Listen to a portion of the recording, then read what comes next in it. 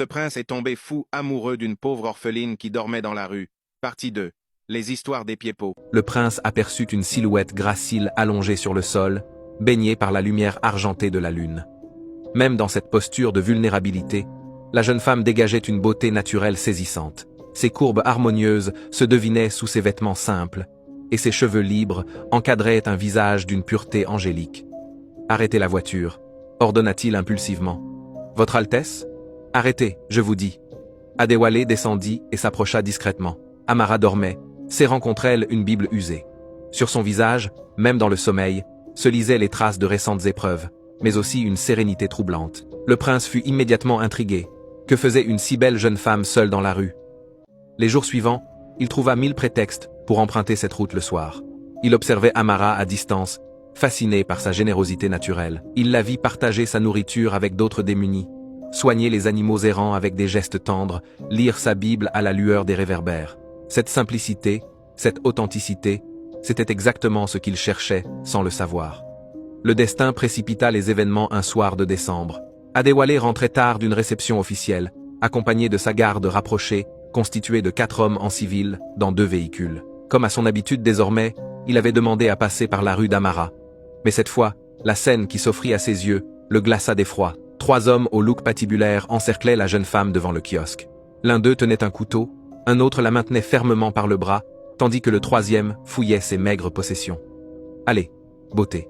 ricanait le chef de la bande, un homme aux dents en or. « Tu crois qu'on va croire qu'une fille comme toi n'a rien de valeur? Où tu caches l'argent? Je vous jure que je n'ai rien, » suppliait Amara, la voix tremblante mais digne. « Je suis juste une fille sans famille, sans ressources. »« Sans famille? Parfait. Personne ne viendra te chercher alors. » Le prince n'hésita pas une seconde. « Stop !» cria-t-il en bondissant hors de sa voiture, suivi immédiatement par ses gardes du corps. Les bandits, surpris par cette intervention inattendue et intimidés par l'allure princière d'Adewale et ses hommes armés, prirent immédiatement la fuite en abandonnant leur projet malfaisant. Amara, encore sous le choc, regardait son sauveur avec des yeux écarquillés. « Vous n'avez rien ?»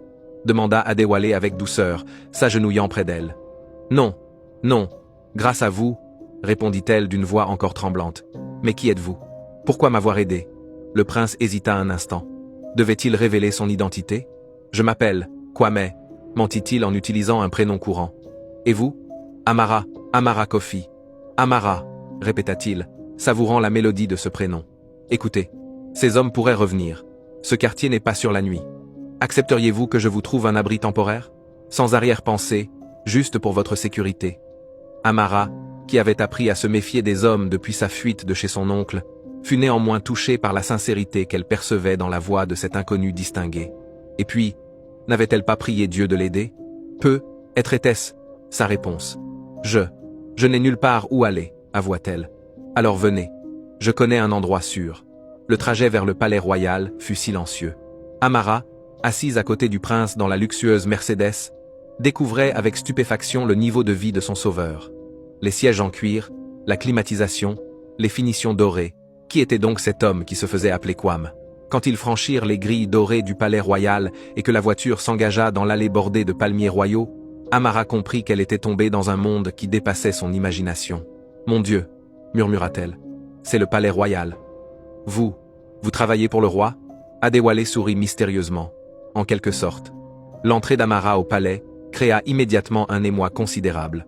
Les domestiques chuchotaient sur son passage, intrigués par cette jeune femme aux vêtements simples que le prince escortait personnellement. Mais le plus grand choc fut celui de la reine Assa. « Adewale !» s'écria-t-elle en voyant son fils accompagné d'Amara dans le grand salon royal. « Que signifie cette intrusion? Mère, permettez-moi de vous présenter Amara. Je l'ai sauvée d'une agression ce soir, et je lui ai proposé l'hospitalité de notre palais. » La reine Assa toisa Amara, de la tête aux pieds, avec un mélange de mépris et d'inquiétude.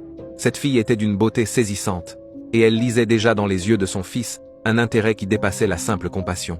« Mon fils, nous ne sommes pas un refuge pour les personnes dans le besoin. Il y a des institutions pour cela. Cette jeune femme restera ici le temps nécessaire, » déclara fermement Adewale. « En tant que prince héritier, j'en prends la responsabilité. » Ce fut la première fois qu'Amara entendit sa véritable identité. Le choc fut tel qu'elle faillit s'évanouir.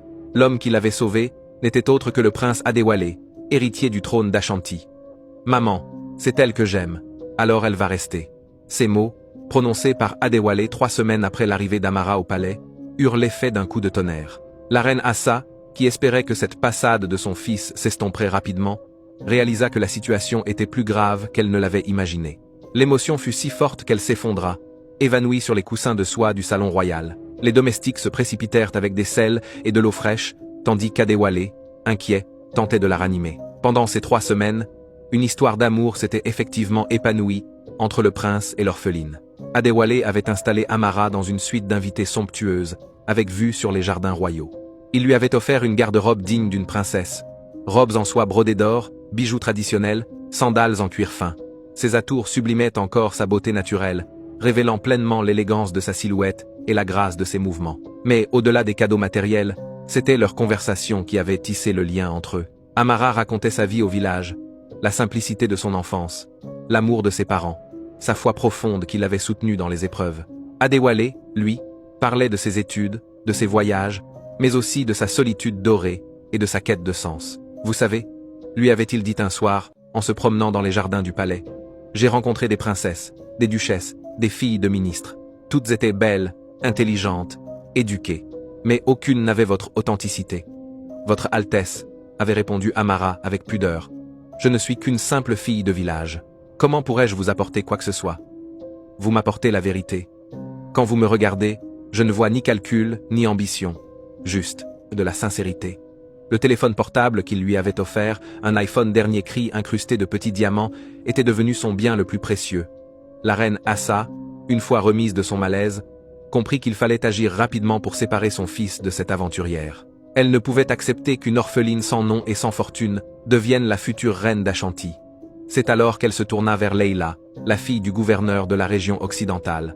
Âgée de 24 ans, diplômée de la Sorbonne, Leila Ozeï était tout ce que la reine souhaitait pour son fils. Intelligent, cultivé, de noble lignage, et surtout, politiquement stratégique.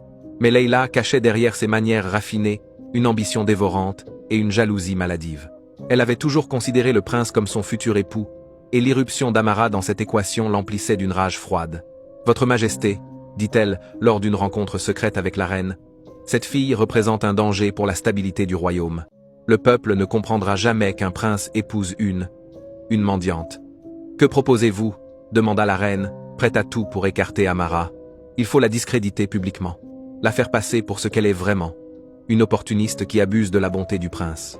Ensemble, elles élaborèrent un plan machiavélique. Le collier sacré ancestral, un bijou béni transmis de génération en génération depuis le premier roi de la dynastie, serait volé et retrouvé dans les affaires d'Amara. Ce sacrilège justifierait son bannissement immédiat du palais. Le plan fut exécuté avec une précision diabolique. Un matin, alors qu'Amara prenait son petit déjeuner dans sa suite, la reine fit irruption accompagnée de gardes et de plusieurs nobles de la cour. « Fouille cette chambre », ordonna-t-elle d'une voix glaciale. « Majesté », protesta Amara, « que se passe-t-il? Qu'ai-je fait? Le collier sacré d'Ashanti a disparu, et toutes les preuves pointent vers cette chambre. » Évidemment, les gardes découvrirent le bijou dissimulé dans la garde-robe d'Amara, exactement où Leila l'avait placé la nuit précédente, grâce à la complicité d'un domestique corrompu. L'accusation tomba comme un coup près, vol du patrimoine royal et sacrilège. Amara, sous le choc, ne put que bredouiller. C'est impossible. Je n'ai jamais vu ce collier. Quelqu'un me tend un piège. Mais qui la croirait contre la parole de la reine? Même Adewale, arrivé en hâte après avoir été alerté par les cris, semblait ébranlé par l'évidence des preuves. Amara, dit-il d'une voix blanche, expliquez-moi, comment ce collier s'est-il retrouvé dans vos affaires? Les larmes aux yeux, elle le supplia.